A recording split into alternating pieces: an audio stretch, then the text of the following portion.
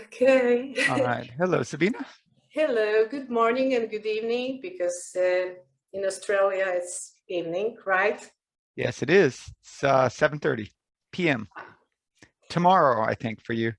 Ah, okay. I think. What day is it for you? It's 20th of October. Oh, no, we're in the same day. Okay. Okay, so thank you for having me for this conversation. I was really excited about this opportunity. I read your and Louise Hay's book. I'm not sure if you saw the cover in Polish. Yeah, I have seen it, but it's cool to see it. Yeah. Yeah. Yeah. Wow. I read it in English firstly, then in Polish, and yeah, there are many good things I can say about the book. But I must tell you that Polish readers really enjoy this book. I got many messages when I informed people that I will have this interview that they love this book, and okay, like parents and teenagers. So yeah, so I'm very happy to have you here. Is that book? Sorry, I can't remember. Are you pointing to the Thriving Adolescent or no, Your Life Your Way? Okay, good. Okay, yep. It's this one with this very special like images, drawings that we have. Yep, that's great. Yeah. I think the drawings, they really do the job. Excellent. Yeah. I love the metaphors, the drawings. Yeah, so it's we live in a visual world, so it's really important, I think. And adolescents are very visual, but so are adults now. So yeah, they don't want to read just dense pages of words. Yeah, and many people wrote me that they love the images because they can use these images in their internal psychological, psychotherapeutic work, and they also love quotes, like from Harry Potter, from Greta Thunberg. That you did an amazing job incorporating the quotes. Yeah, excellent. That's good to hear. Yeah, so okay, my first question would be maybe general, but it's really important for me to let people know who you are. Because of course we know, I know, and people know that you are positive psychology and ACT expert, and author of several books. But I'm really interested in your professional journey. What made you becoming, positive psychology and ACT? Yeah, I mean, it's probably an expert. Yeah, I mean, it's probably a common story of somebody doing psychology, me, kind of to treat myself, I guess, and to kind of overcome some struggles I had as a young person. So I was always developing, because I struggled a lot. I wasn't given a lot of good instruction or parenting. So I struggled a lot early in my life to figure out how to survive, to make relationships, to manage my emotions. I did a lot of incredibly stupid things for a long period of time. And so it was really about my own personal development. But it turned out as I developed as a person, that the things that I struggled with turned out to be what other people were also struggling with. So that was really good, that there could be some almost like a universal journey, I guess, towards something more vital and alive. And what was the most important moment in your maybe professional career when you have chosen this path? Because in psychotherapy we have different ways of doing it: psychodynamic, systemic, classic CBT. And how was it for you that you decided, okay, I will go this way?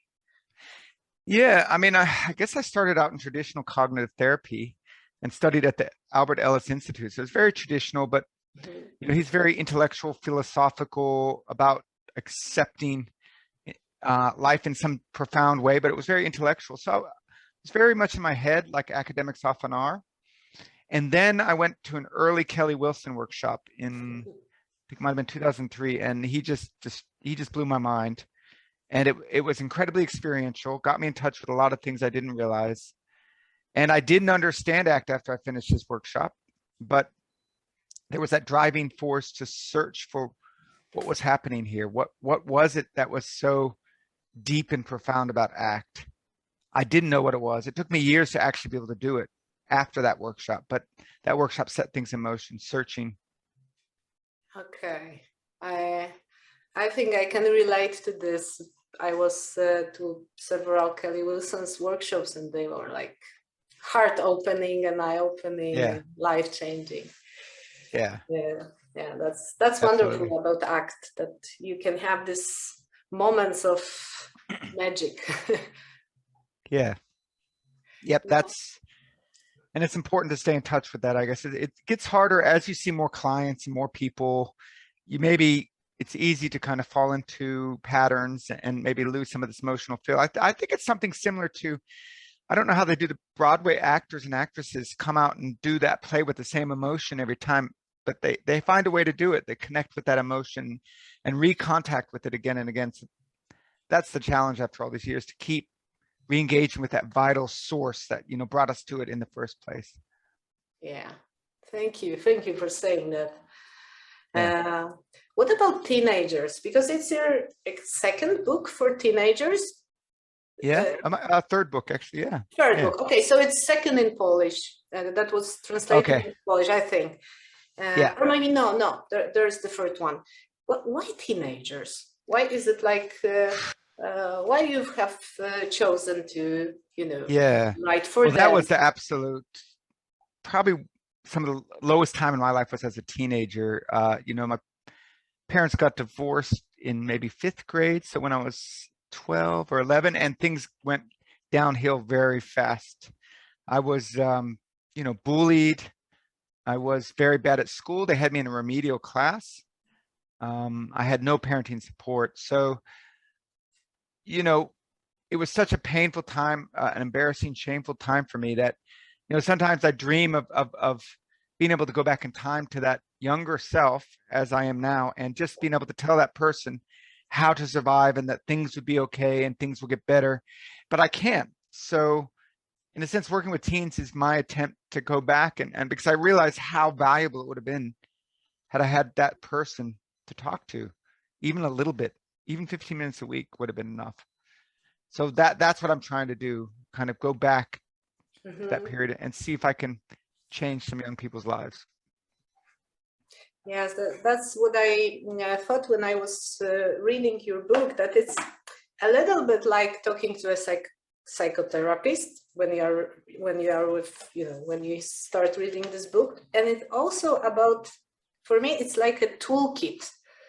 Yeah. It's about different tools you can use and train that you will need when you will be an adult. It's like, so, because, you know, I realized that I was so out of these tools when I was a teenager. I didn't know what is it about to be mature? What is it about to be? What is this life about? So I think it's really crucial that it's you. And then how much? So I mean, how many classes did you have in math as you were in high school? Like, think about that. Math? And then how many? Yeah. Like you would have had 4 or 5 years of math, at least in high school, but how many years of training and living did you have? Which is much harder thing. Yeah. Actually, so you know, when I went to university to study psychology, it was the same. There were no classes in living or even in being a therapist. There was like, it was pure knowledge, and that's all. Yeah, there is a really basic side of psychology that's about cognitive psychology. And yeah, it's kind of like you have to wait to clinical psych to get to it. And one of the reasons I was attracted to positive psychology was that it kind of didn't have this deficit model that clinical psych has. Clinical psych has this medical model of saying that people have a disease, say it's depression or anxiety, they call it a disease, and then you treat the disease. But I was finding that just being a normal, I thought I had a disease too when I was younger, something was wrong with me. But as I got older, I realized, no, everybody has these same problems.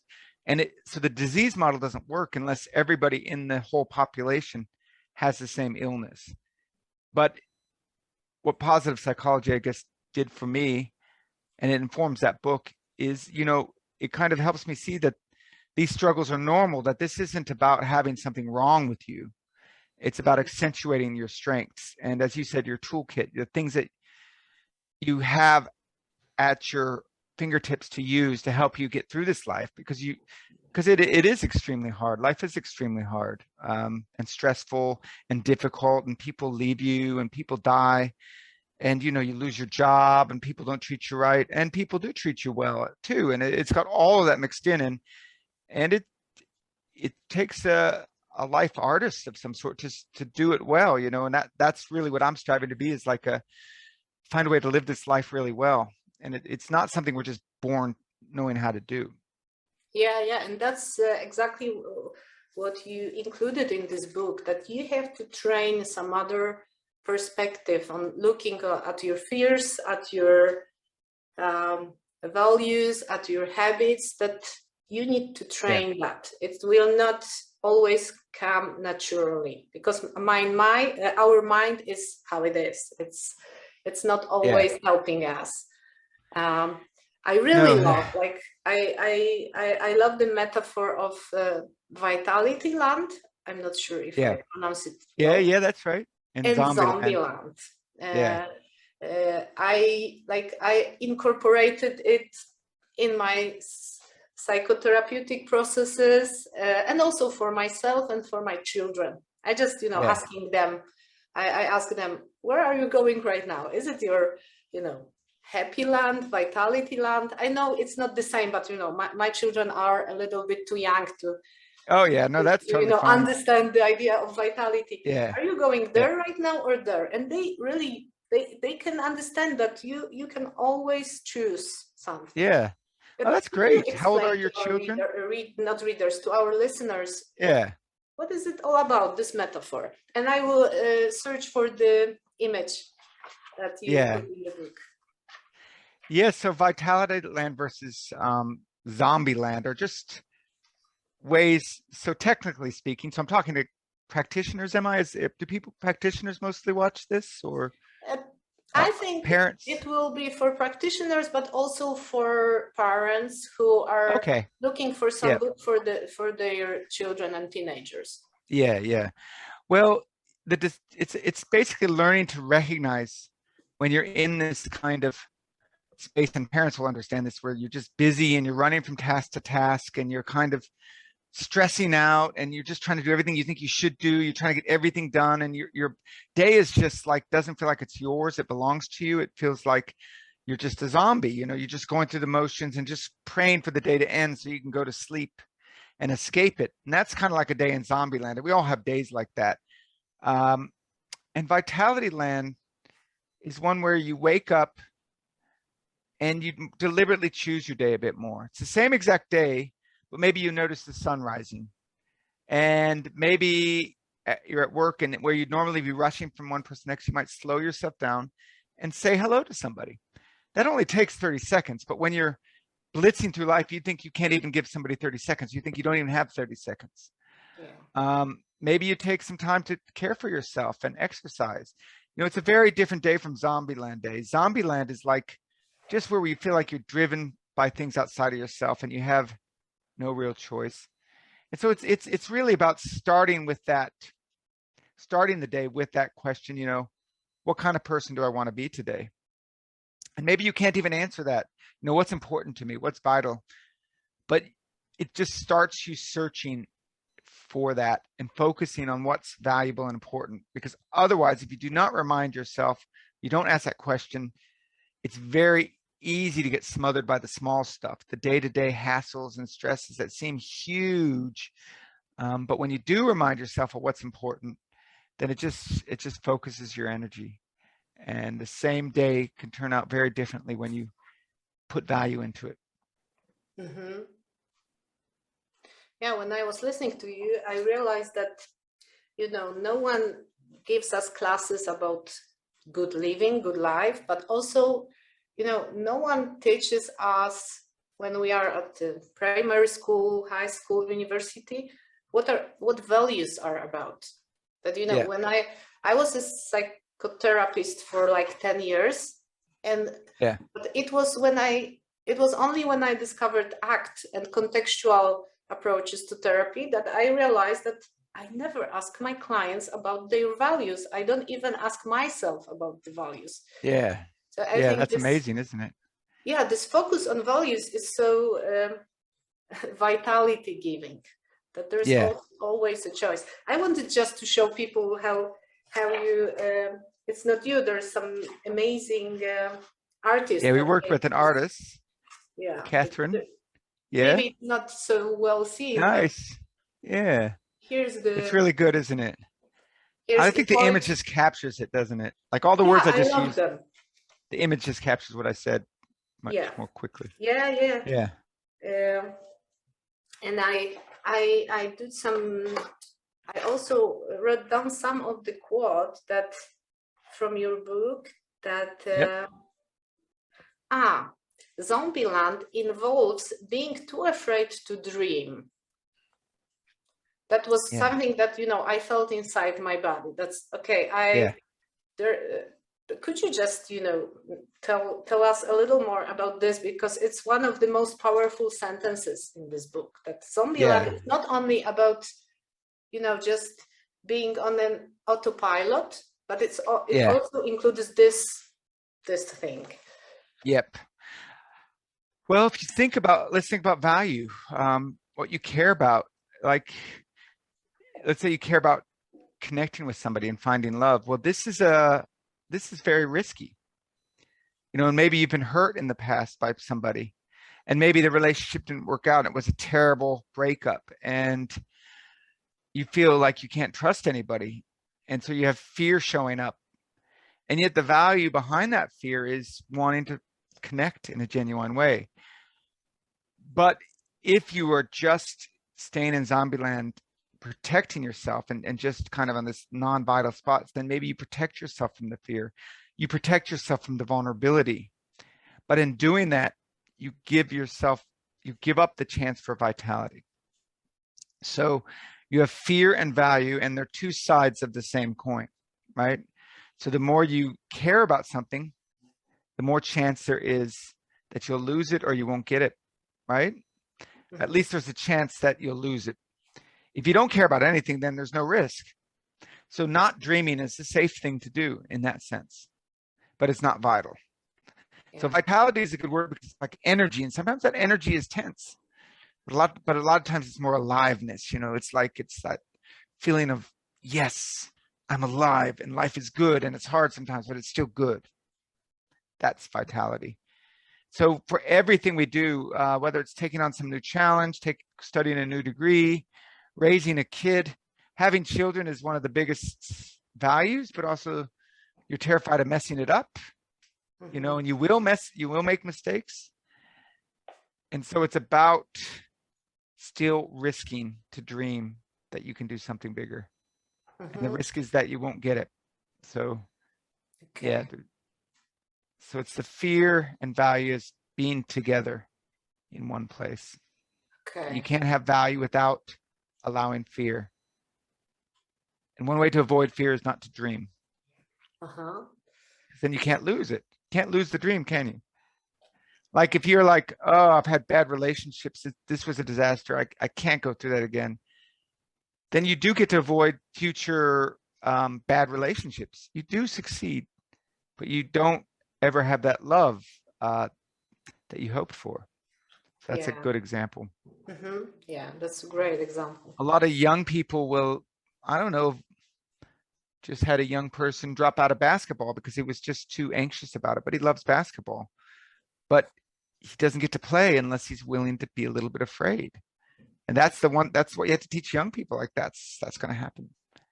And it's the kids that keep showing up, keep playing. They make good friendships. They love the game. You know, they love being with each other. They get to have this really vital and alive experience.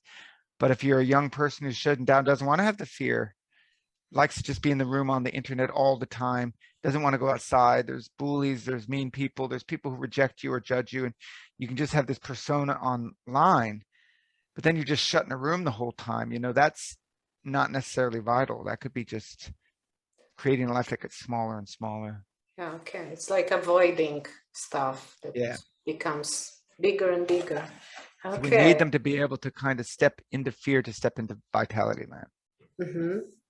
So if I understand you right, what you are saying is that vitality is not only about positive feelings, Yeah. emotion. It's a little bit like risky land also to be there. Yes, it is. Yeah. It has that element because they're engaging in life, engaging with people. So connection is probably the most important human need. And it's also the source of our greatest suffering, right? So if you're going to go to a place and connect, join a dance group, say, or some social club, there's always a risk it's not going to work out. You're going to feel awkward and uncomfortable, and maybe nobody will like you, or you won't meet any friends. It's just risky. So that's, but you have to be able to embrace that in order to have the value. There's very few values that don't have that quality of risk. I mean, there are some you can do, like gardening or things like that, yeah, that maybe don't have a lot of risk. But once you get to social relationships, challenge, you know, activity, all those have some anxiety. Even just exercising, like, you know, just for me to go to the gym sometimes is very confronting because I feel intimidated by people who are stronger than me or better looking than me or younger than me, which is everybody. And that takes willingness to have that fear in order to be able to be physically active in that way. Yeah. Even our conversation right now, it's like, for me, it's like, okay, I'm in my vitality land, that I have this courage to talk with you in my, you know, foreign language. But Yeah. but at the same time, it's risky. It's like, okay, what will people who will watch us, what will they think? Maybe they will comment in the other. It's like, but I love it. I just, you know, for me, you mentioned connection, and connection is one of my, it's one of my most basic needs, but also it's one of my most basic values. Yeah. So I love connecting, but it's risky. It is. And being out here, having your own podcast or doing this kind of, that's risky. You don't know where it's going to end up. I mean, this is one of the qualities also of discoverer in the book. So one way Louise Hayes, who's my co-author, and I kind of feel like things have gone a little astray is the emphasis on people having the values almost first before they can act. Like a lot of times kids and even adults don't know what they value. And so what do you do in that case? And that's a good question. If you ask a kid what they value, they're just going to look at you and they have no idea what you're talking about. And that's what's cool about the discover interventions are about trial and error exploration, about, you know, taking a chance and finding out, I'll try this and see. Okay, it turns out I don't like basketball. Maybe I'll try learning the guitar, or maybe I'll try jogging, or maybe I'll try swimming. So it's got this kind of exploring curiosity and recognizing that we don't always know what we care about until we try and find out. Like it's through experience that we figure out, but there's only so far we can go in terms of deciding what we like in terms of our brains and stuff. Okay. Yeah, and when you are exploring, there is lots of curiosity. And curiosity is something that opens our, you know, opens us on new things. I love this competence of an explorer. But when you were talking about values and that they are sometimes, it's like you can be afraid of engaging. I was wondering about my teenage clients or teenagers in general that I met in my life that are very afraid of not only of engaging, they are afraid of feeling anything. They are not so, you know, they are like frightened of internal sensations. They you know, I usually work with trauma patients, clients. So there is this this concept of numbing, that people numb themselves to be not in touch with something what comes from inside and frightens them. Try to start with teenagers who are so afraid of feeling anything that they are in the state of like numbing. What's your thought about? I mean, that's an extreme form of what happens to most people, and it is probably something to do with our culture, which kind of really prizes the thinker and thinking and devalues feelings in the body. So it's like the culture teaches people they shouldn't worry about things. You should just get over it, have a positive attitude. You know, in Australia, they say, put some cement in you, which is like toughen up. Oh. Yeah. Well. And yeah, so the culture is one of control. You should be able to control your feelings. And then what happens is everybody has this message. So everybody's thinking, well, if I do feel bad, there's something wrong with me. Yeah. And so they are feeling bad and they're thinking something's wrong with them now. So now we've got at the beginning of a kind of really destructive loop. I feel what are normal feelings, but it makes me defective. On top of that, everybody's hiding what they feel and indeed putting their best image of themselves forward. So everybody looks happier than you. Everybody looks like they're dealing with pressure better than you. And you have no idea that other people are struggling. So it just feels like something abnormal in you that needs to be controlled. So you get into these loops. You get into these loops of controlling because that's what you've been taught. And it seems very reasonable because you have control of other things in your life. So why not your feelings? So, you know, just about every single thing is every disorder and even every kind of emotional struggle can kind of be traced back to this destructive attempts to not have certain feelings in your body. So it's almost like as a society, we've decided the head needs to be able to dominate everything. And the body is just just subservient to the head, which isn't true. So what we teach is like the body is equally valuable and wise as the brain, as the thinker. So we call it the noticer versus the advisor. The advisor is like that inner voice that's constantly thinking and talking and giving you advice. You shouldn't do that. You should do this. Be careful. Don't trust that person. That's your advisor, just those words. Yeah. And then the noticer is more like a embodied experience of the world. And it's a different way to come to wisdom. Both will lead to wisdom, but with developing the noticer, it's fundamentally because these kids have had taught this lesson that their feelings are bad and therefore the body which holds the feelings is bad. They've been at war with the body. They cut it, they suppress, they hurt themselves, they numb themselves, you know, they drink too much or distract themselves with internet or they drop out of things. And, you know, they're doing all these things to control the uncontrollable. And nobody's telling them, look, you can't control this. It's okay to feel anxious. Like when I run workshops with young people and I work with young people, I mean, they're really grateful when I say, let's talk about negative things. They're really grateful because they've been getting a lot of the positive thinking, positive attitude stuff from the groups around them. So they feel it's a really relief to be able to admit, I feel ugly sometimes. I feel like it's not worth it sometimes. You know, the teachers are freaking out. Oh my God, they're having these thoughts. Oh no. But it's not the thoughts themselves that are dangerous. It's the way that you battle with them and you try and get rid of them and control them. You know, when you talk about your trauma, it's an attempt not to have the memories of the trauma. That makes those memories more and more powerful and uncontrollable. Mm-hmm. It's with social anxiety, it's, you know, you're trying not to be evaluated negatively by people, so you avoid them. But then that feeds whatever fear was there, makes it bigger, like this beast that lives in the basement. You keep feeding it to get it to be quiet, but it keeps getting bigger and bigger. And so the more you avoid social situations because you're anxious about social situations, the more anxious you become about social situations. The only solution we know with social anxiety, and lots of teens have this, is to have them be social. Yeah. I mean, it sucks, you know, but that's the only, like to actually experience people. And there will be people who are nasty and bullies, but to actually find out that the monsters that your mind creates aren't as huge as they are when you actually interact and experience people. So yeah, it's this culture of which teaches you to declare war on the body like it's just another thing to be controlled. And it isn't very controllable. No, especially when you are a teenager.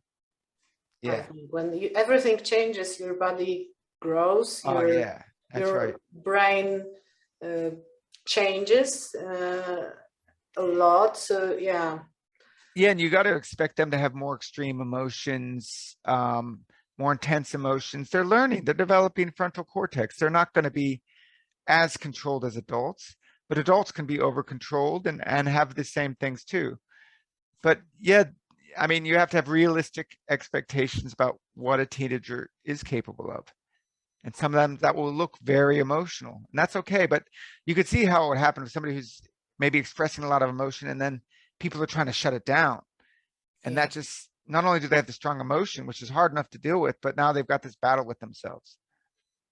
You'll see when a teenager is handling emotions well, that means that they may have this extreme emotion, but you'll find that if they've learned acceptance and noticing skills, that they'll settle down more quickly than if you guilt them about it and you get them to attack themselves for it and you criticize for it. Then the emotions will linger longer in different forms. You know, it won't just pass. The best thing is where, teenager has this total whatever, flip out, let's say, and then 5 minutes later, they're acting as if nothing's happened. I mean, that's good. I mean, it's like they've kind of recovered, their body's returned to normal.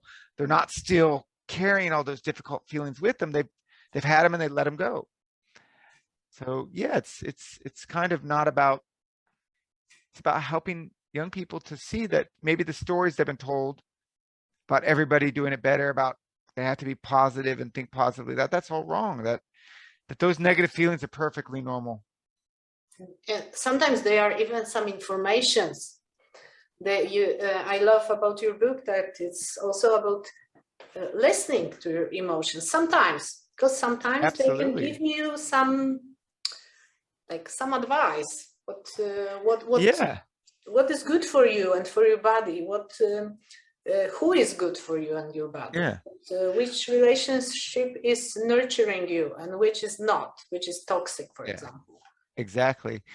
Yeah, there's like, what if we took this seriously? We treated the wisdom of the body as an equal to the mind. That the body has as much to tell you as the mind. That intuition that somebody's not treating you right, that this isn't right.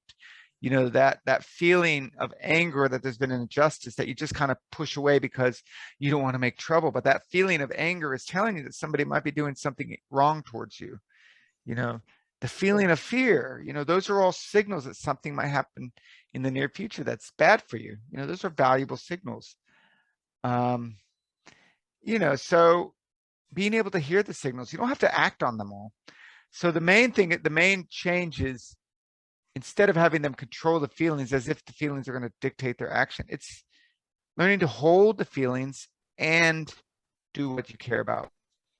So to be angry, to feel like the teacher just dissed you, and to still be polite to the teacher. Now that feels completely inconsistent with what some of these kids want to do. Be polite to the teacher. Sounds like you're just being steamrolled.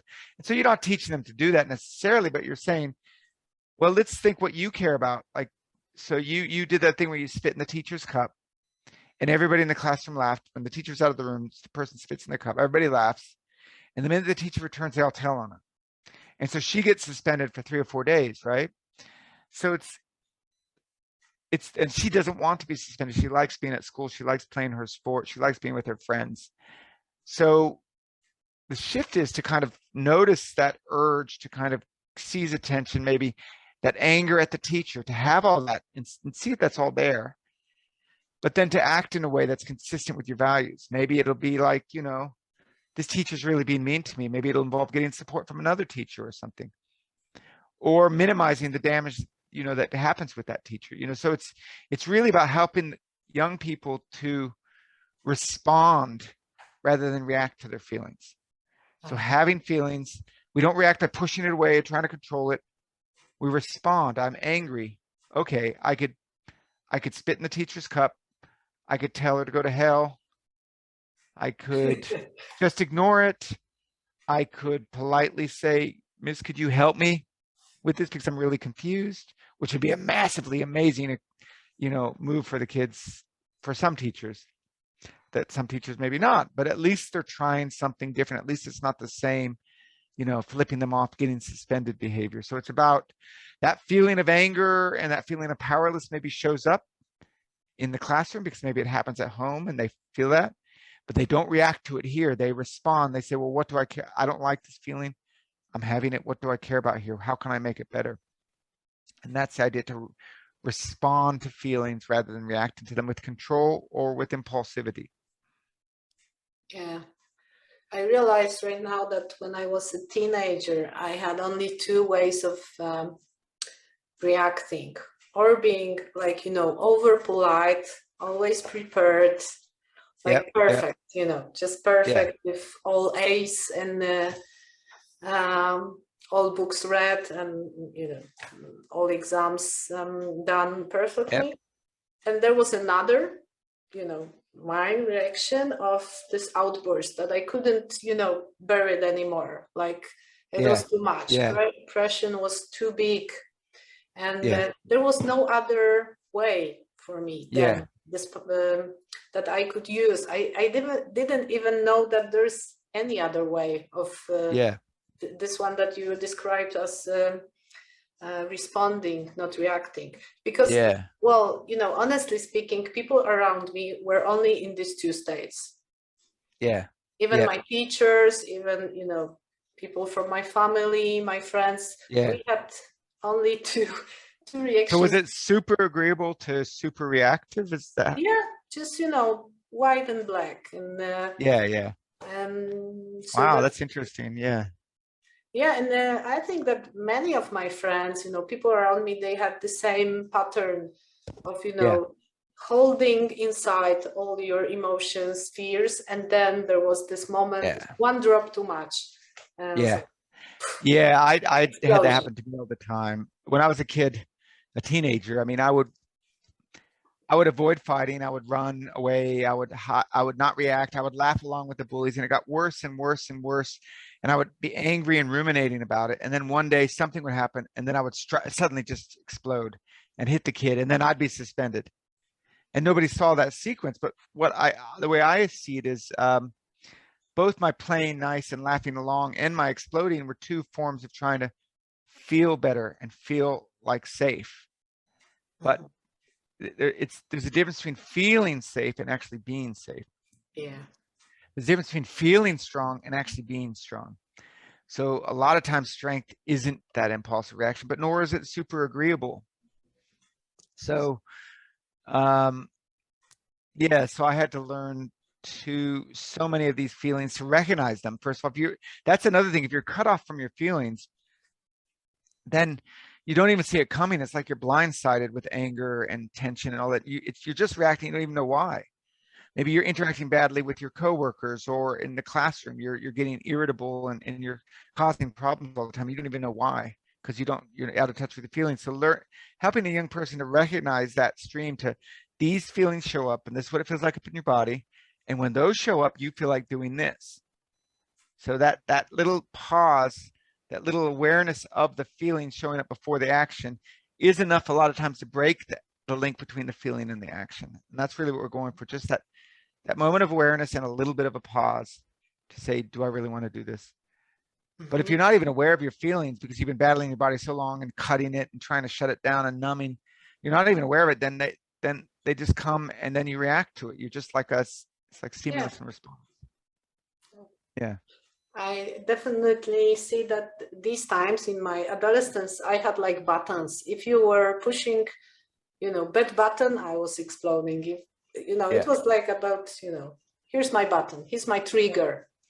Yes. And, there were some things that were triggering and some not, but I didn't have this competence of reacting or responding to with the correspondence of my values, with the alignment with my values, because I never thought about it that time. It was like I mean, we're not made aware of it, that that's a possibility. And so kids should be taught this. It should be as urgently taught as math and English. I think it should be at the equal level as those, in my view, because if you are like a incredible whiz at math and you're like in your year 12 and you're at the top of your grade, top 1%, but these kids, end up being emotional wrecks and dropping out and like wasting their life because they don't know how to make connections, and they've been locked in their room the whole time and things like that. So, I mean, I really feel like all those cognitive skills are not enough, because all of them require this emotional intelligence, this emotional skill that we're trying to teach Well, in Poland, it's, with this kind of education about your feelings, about your resilience, it's really bad at the moment. Is it? It's like, Why is that? It's not the priority for probably people who are responsible for this. And we have, like, I observed that it's even worse than it was in my teenage, period. So it's very good that, parents and teenagers can use some other resources, that they can maybe, watch our video, they can read book, they have like various podcasts, because they are like left alone. I have my school I have my kids in private school, and they have like, they open every day with kind of a, circle, with kind of a conversation where they talk about their values, their needs, their feelings. Yeah, but wow, it's like, that's cool. That's so cool. Yeah, it's they have even my daughter is like 8 years old, and she has a class named psychology. So, oh wow, sometimes that's amazing. She even recommends me books that I don't know from my own field. But it's not common. So I'm really glad that we have this conversation, because maybe some people will, will reach for this book, because I found it extremely, extremely useful. And can I have like 10 more minutes with you? Of course. Yeah, because I have 2 questions. I have many questions, but to just keep it like in our frames. You have a special chapter in this book, Your Life, Your Way, about online life of teenagers, and you mentioned it several times during our conversation today. What are your, maybe not advices, but your thoughts for parents and for teenagers, how to keep your online life hygienic? Because I think it's a huge problem, even for younger kids, even for like toddlers sometimes. But what would be your thoughts about the online life? Well, the first thing we know, like from the research we've done, is that if the young person is addicted, meaning, so you can get addicted to the internet, and it's just like an addiction where you withdraw. When you get off it, you withdraw, you're irritable, you get angry at people who are stopping you.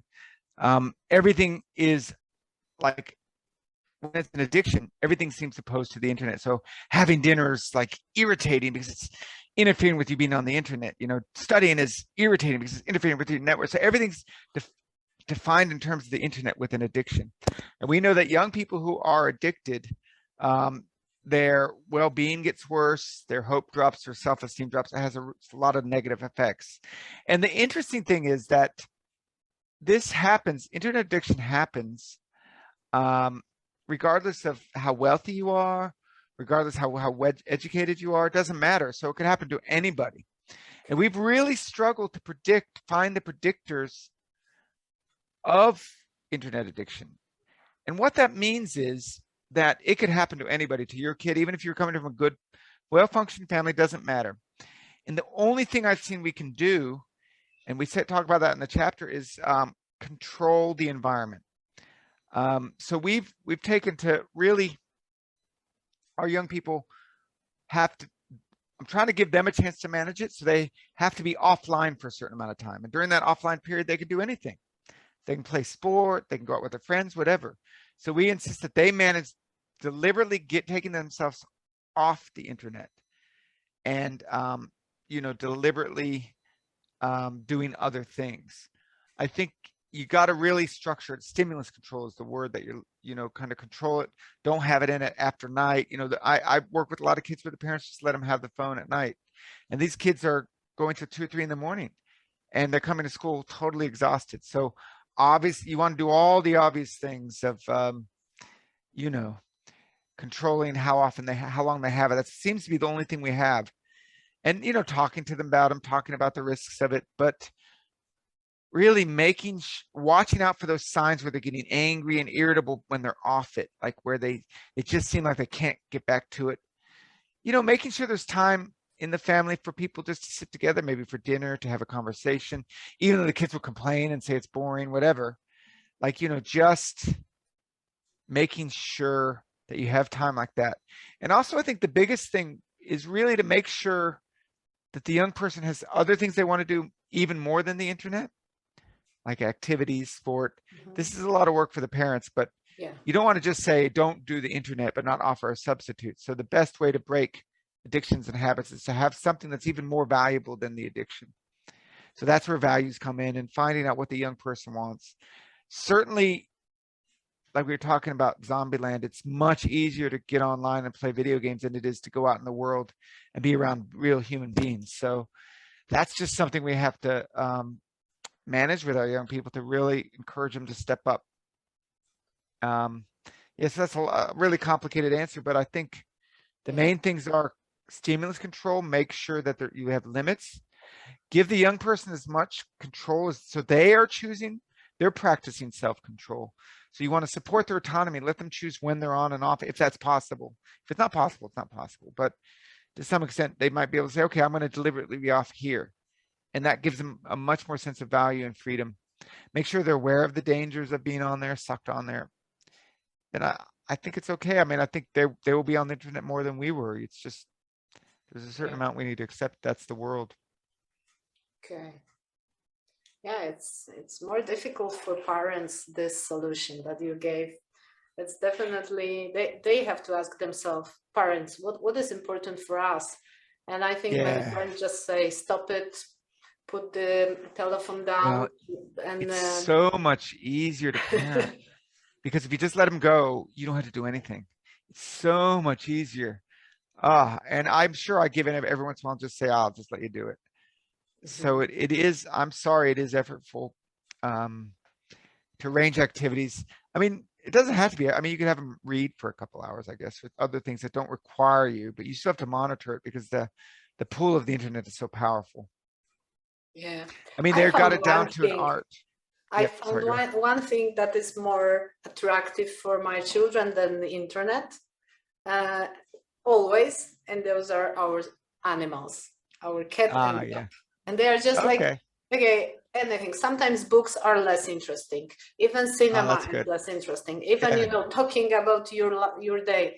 But animals, pets are always, the best alternative. So, that's good. Yeah. That's my private solution, just, engage with a dog and a cat. Let them take for a walk or something like that. Yeah, you can do so many things with that. I love my pets because of that, especially. Yeah. Okay, and my last question, unfortunately, but it will be maybe like, I will mention what you said at the beginning of our interview. When you were a teenager, you felt like a little bit alone with your internal feelings and in this period of time. What would be your advice, or your just some kind of support you would give to your younger self right now, if you could move in time to the times of your adolescence? What would you say to a younger Joseph? I mean, I guess I would say, look, you're going to feel stupid, you're going to feel bad, you're going to feel angry, but all that's going to pass. Just trust that it's going to get better, that it's okay that you have all those feelings, and trust it's going to get better. And don't go out with this girl. Like I'd warn my younger self about all the women to go out with, not to go out with. That is, it's okay to feel all those feelings, and things will get better. That high school period is such a short period, but it's just massively dominates our memory and our lives. But it is hard to be a high school student. I mean, you are trapped in a school, and if there's somebody you don't like or somebody's picking on you, you can't go anywhere. You can't quit your job. It's not like you can quit your job and move to another workforce. So just hold on. Yeah, it will get better.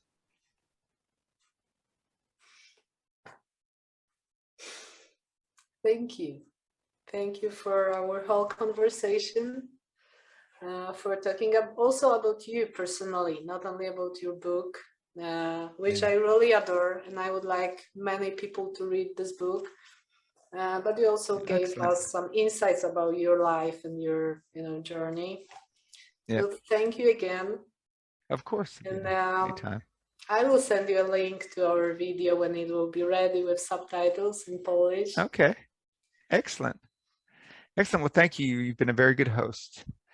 And I guess it's early morning for you, so you're just starting? No, I'm after one meeting, and but it's 11 a.m. Looks right nice now, there. so it's like. Are It's you a guys in perfect lockdown at all? beginning. Yeah. Are you in lockdown there or? No, not yet. Okay, so it's all good. No. COVID's not crazy there. Yeah. Well, maybe it is, but there's no lockdown right now. And how about? We're just coming out of lockdown in Sydney. Okay. And Melbourne's had the longest lockdown in the world. So that sucks. But yeah, I think we're just coming out of it. We're just coming out of it. I think the vaccine's starting to slow things down finally. Okay. So we'll see how the young people emerge from the caves. Yeah. They're going back. They're going back to school next week. All our kids in New South Wales. So we'll see. So there's lots of need of resilience for them. That's what your book is about how to gain resilience. And this, you call it with Luis, you call it flexible strength. That's the name. Yeah. I love this way of seeing resilience, that it's like being strong, but also like flexible, not like a cement inside. Yeah, exactly. Okay, have a nice evening, have a nice sleep, and see you maybe somewhere else. I'm sure we'll see each other again, Sabina. Okay, good night. Good night.